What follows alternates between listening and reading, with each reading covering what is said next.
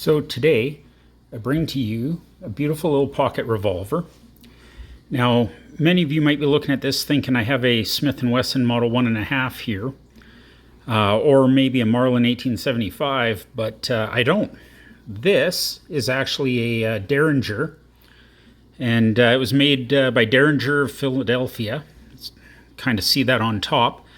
I can find very little information out about the company, other than they were located in Philadelphia, Pennsylvania from 1873 to 1879. And that's most of what I can find out about the company. Now, the Derringers were a smaller, flintlock pistol, I believe, from back in the day, or the Philadelphia Derringers anyway. But can find very little about the company that made this. Anyway, beautiful pistol. You can see that at a glance, it's a knockoff of a Smith & Wesson 1.5. There's some subtle changes, and actually there's some stuff I really like. So at a quick glance, there's a subtle difference in the contour up here. The release mechanism isn't here. It's actually right here to tip the barrel up. And the cylinder lock, which on the 1.5 would be up here, is down here. So very similar, not quite the same. I actually like this cylinder lock better, the barrel lock. This little button just seems nicer than the 1.5. Now to load these, you'd flip that up, take the cylinder right out, load it, pop it back in. Of course, you got to get it over the cylinder lock. There we go. And you close the barrel back in on it, and you're good to go. Now, I have shot this, again, using, like the last couple pistols, been using 22 blanks instead of black powder. And when I say 22 blanks, I'm not talking about little Flaubert blanks, or starter pistol blanks. I'm talking about full 22 blanks. Been using these Fiocchi ones, trying them out. And you can see, about a 22 long. And it's got powder in it. It actually has enough power to send a round ball down range.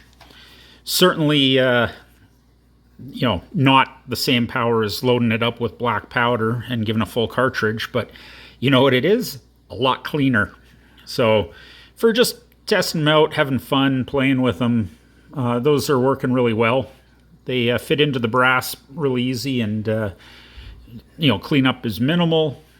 Give a quick wipe. There's barely anything left in there. So from that perspective, it's really good. Now, this particular pistol, I bought it working, or supposed to be working, but like the last couple I've got, small indexing issue. Sometimes it's pretty good. Sometimes it's just a little off. So when I was shooting this, I was making sure between each shot that the cylinder was locked. So the Derringer Philadelphia, I'm going to check the lock up between each shot. A little off.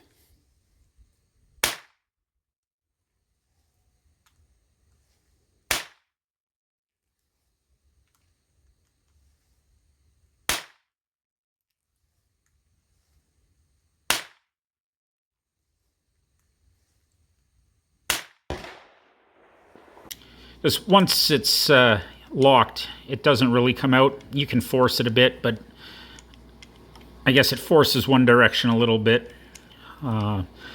So if I wanted to shoot this a bunch, I might spend a little bit of time working on that.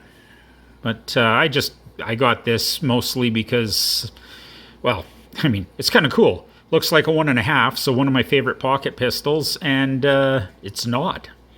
I'd never even seen one of these before.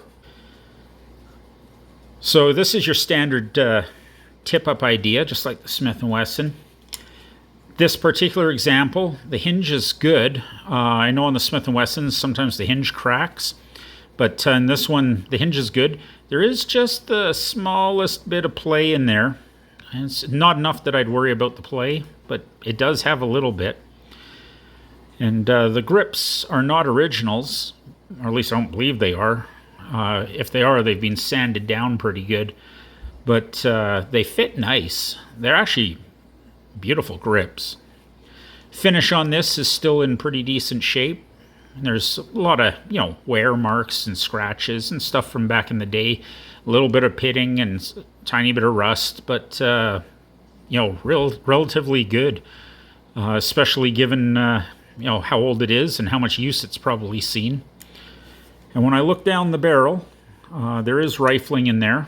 I'm not going to show up on camera, but it still has some rifling left, the usual pitting from black powder. But yeah, on the whole, fantastic little pistol.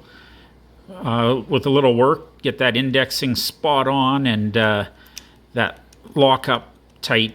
I can force it with a little bit of effort. One direction. It won't force the other at all, but it will go the one direction.